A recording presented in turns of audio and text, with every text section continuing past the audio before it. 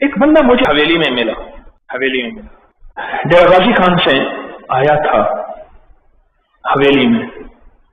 مجھے کہنے لگا جی میری ہوٹل کسی کی چلتی نہیں اور میرا حال یہ ہے کہ تھیلے بھر کے جاتا ہوں. تو آپ نے 2 عمل بتائے تھے اور 2 عمل کی وجہ سے آپ کو دعائیں دیتا ہوں. اور آپ کو میں دیکھنے آیا ہوں. میں نے آپ کے درس میں کہانیاں سنی تھی, شاید پہلے دیکھا ہوگا. کون سا عمل؟ ایک تو ہڈیاں کبھی بھی میں پھینکتا نہیں, ہڈیاں کبھی نہیں پھینکتا, رزق کبھی پھینکتا نہیں, اور سورت کوثر کبھی چھوڑتا نہیں. اور ہاں پرند اس کو بلوں میں یہ جو چونٹیوں کے دل ہیں ان کو میں لنگر ڈالتا رہتا. بس یہی میرا عمل ہے. اور اس عمل کی وجہ سے میں اور دولت کہا لوگوں کی ہوٹلیں چلتی نہیں اور میرا حال یہ ہے کہ میں تھک جاتا. یہ جو ہڈیاں ہیں نا, ہڈیاں میرے آقا کا فرمان ہے, حدیث کا مفہوم ہے, اللہ پاک ان کو پھر رزق لگاتا ہے اور نیک جنات اس رزق کو کھاتے ہیں. اولیاء جنات میرے پاس واقعات ہیں, میں نے سنائے ہیں درس میں. ایسے واقعات ہیں کہ میں نے ہڈیوں کا عمل دیا, انہوں نے گھر میں جو ہڈیاں پھینکی نہیں صاف جگہ پہ رکھی. بلیاں کتے بظاہر کھا جائیں, چیل کوے بظاہر کھا جائیں, بظاہر رات کو جنات آئے خواب میں. اب ہمیں شرم آتی ہے آپ کے گھر میں رہتے ہوئے اور آپ کو تنگ کرتے ہوئے. کون ہیں آپ؟ کہاں وہی جنات جو آپ کے گھر میں آگ لگاتے تھے, کپڑے پھاڑ دیتے تھے, بیماریاں تکلیفیں جھگڑے کرواتے تھے, نفرتیں ڈلواتے تھے. جب سے آپ نے ہمیں رزق دینا شروع کیا ہے اب ہمیں شرم آتی. کون سا رزق؟ کہا تم ہڈیاں نہیں ڈالتے, چھاپ ہڈیاں جگہ پہ نہیں رکھتے, وہ رزق ہمیں ملتا ہے. اب ہمیں اچھا نہیں لگتا کہ آپ کے گھر میں ہم آپ کو تکلیف دیں, ہم جا رہے ہیں. کہا ہم نے ایسی آنکھوں سے دیکھا, ایسے دروازہ کھلا اور اس قافلہ ہے بندوں کا جا رہا اور دور تک ان کا آثار نظر آئے کہ بس وہ آنکھوں سے اوچھل ہو گئے. کہا اس عمل سے مجھے بڑا کچھ ملا ہے, بہت کچھ ملا ہے. اور دوسرا جو میں بلوں اور چونٹیاں ان کو رزق ڈالتا ہوں, روٹیاں بچی, چاول بچے, باجرہ ہے, شکر ہے, چیزیں ہیں, کوئی رزق بچا اس کی حفاظت کی اور اٹھا کے ان کو ڈالا. یعنی ایک بندہ آپ کی خدمت میں حاضر ہوا اور اس نے کہا کہ صبح ہے کہ شام, اور آپ نے بھی اس کی بات پہ فرمایا صبح ہے اور سارا جہان کہتا ہے شام ہے. تو آپ بتائیں صبح کیسے ہو سکتی ہے؟ اور میں شام بھی صبح ہو سکتی ہے اور صبح بھی صبح ہو سکتی ہے, اور جو مجھ سے جو وقت مانگو وہی وقت ہو سکتا ہے. فرمایا کس بنیاد پہ؟ فرمایا میرے پاس ایک خزانہ ہے, میں اس خزانے کو اللہ کی بارگاہ میں پیش کروں گا, اللہ اس خزانے کو رد نہیں فرمائیں گے اور یہ ناممکن ممکن ہو جائے گا. اور فرمایا وہ خزانہ ہے سورۃ توبہ کی آخری 2 آیات. صبح کوئی کہے اور ہے رات اور وہ صبح ہو جائے, کیسے ممکن ہے؟ اور فرمایا یہ 100% ممکن ہے. اس آیت کے اندر, دوسرے لفظوں میں اس آیت کے اندر ناممکن کو ممکن کرنے کی تاثیر ہے, ناممکن کو ممکن کرنے کی طاقت ہے, اور ناممکن کو ممکن کرنے کا کمال ہے اس آیت کے اندر. یہ ناممکن ممکن ہو جاتا ہے, ناممکن ممکن ہو جاتا ہے, اور ایسا ناممکن ممکن ہوتا ہے کہ انسانی عقل حیران ہے, انسانی عقل حیران ہے. ایک اور چیز بتاؤں, سمندر کی وہ تہیں جہاں سخت اندھیرا ہے, ابھی کہنے لگے وہ جو جہاز ٹوٹ گیا تھا اس کو چیک کرنے کے لیے کچھ لوگ گئے آبدوز میں, آبدوز پھٹ گئی, مر گئے. وہ گہرا اندھیرا اور گہرے اندھیرے میں چٹانیں اور پہاڑ ہے, اور آپ کی سائنس کہتی ہے پہاڑی سلسلہ سب سے بڑا خود سمندر میں ہے.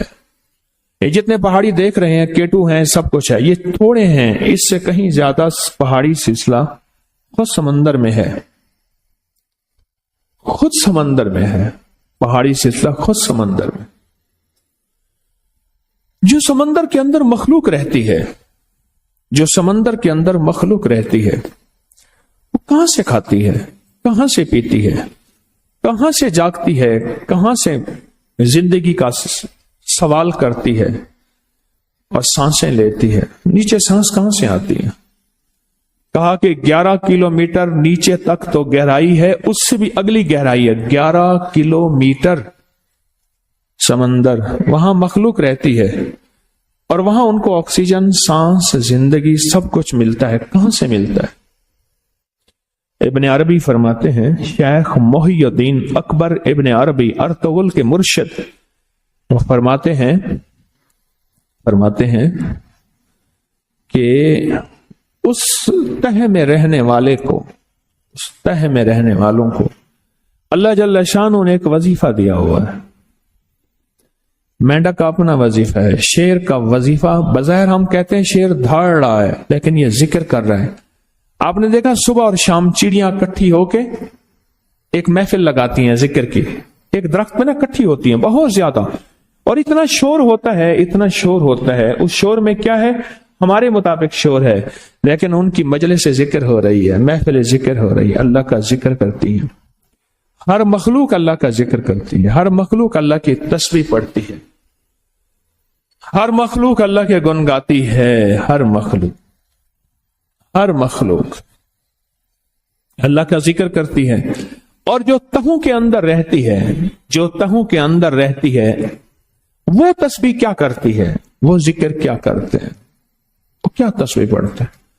اللہ جل شانہ نے اس مخلوق کو ایک ذکر دیا ہے، وہ یہ توبہ، سورۃ توبہ کی آخری 2 آیات. عجیب بات، حیران. ابن عربی کی کسی سے خواب میں ملاقات ہوئی، تو خواب میں ملاقات کے دوران گفتگو میں انہوں نے یہ بات بتائی اور باتیں بتائیں. گفتگو میں یہ بات بتائی کہ مخلوق جو سمندر کی گہرائیوں میں ہے، جہاں ایسی مخلوق ہے آج تک انسان کی مشینیں، وہ آبدوز ہے یا کوئی مشین آج تک نہیں پہنچ سکی، ابھی تک نہیں پہنچی. سائنس کو اس بات کا اعتراف ہے کہ ہم سمندر کے صرف 1% حصے کو دیکھ سکے ہیں. 99% حصہ ویسے کا ویسے پڑا ہے جو اللہ نے لاکھوں اربوں سال سے بنایا ہے، بس ویسے پڑا ہے. آج تک اس کو ہم دیکھ ہی نہیں سکے، قرید ہی نہیں سکے. اور دوسرے لفظوں میں وہاں ہماری پہنچ نہیں ہے، پہنچ نہیں ہے. وہاں کون روٹی دیتا ہے، وہاں کون رزق دیتا ہے، وہ کون برکت دیتا ہے، وہ کون صحت دیتا ہے، وہ کون بچے پلواتا ہے، وہ کون نشو نما کرتا ہے، کون ہے جو وہاں نشو نما کرتا ہے؟ وہ قرآن اور قرآن پاک کی یہ آیت ہے، سورۃ توبہ کی آخری 2 آیات. تو وہاں جا کے رزق دیتی ہے یہ آیت، وہاں رزق کے دروازے، رزق کے خزانے کھلواتی ہے یہ آیت. اور کیسے آتے ہیں؟ فرمایا کہ وہاں کی مخلوق، اس کے حروف بکھرے ہوئے ہیں، وہاں چھوٹی بڑی چٹانیں ہیں، اس کی مخلوق حروف بکھرے ہوئے ہیں. اللہ نے ہر چٹان پہ ایک حرف لکھا ہوا ہے. مثلا لقد جاءکم رسول، لام ایک جگہ لکھا ہے، کاف ایک جگہ لکھا ہے، دال ایک جگہ لکھا ہے، رے را ایک دفعہ لکھا ہے، سین سا ایک دفعہ لکھا ہے، واو وا ایک دفعہ لکھا ہے، لام. یہ حروف لکھے ہوئے ہیں. اور مخلوق کیا کرتی ہے؟ سارا دن ان پہاڑوں میں سے اپنی مرضی کا ذکر رزق کھاتی ہے. ہر حرف سے ایک علیحدہ رزق ملتا ہے، ہر حرف سے ایک علیحدہ نعمت ملتی ہے، ہر حرف سے ایک علیحدہ ذائقہ ملتا ہے، ہر حرف سے ایک علیحدہ چاشنی ملتی ہے، ہر حرف سے ایک علیحدہ ٹیسٹ ملتا ہے.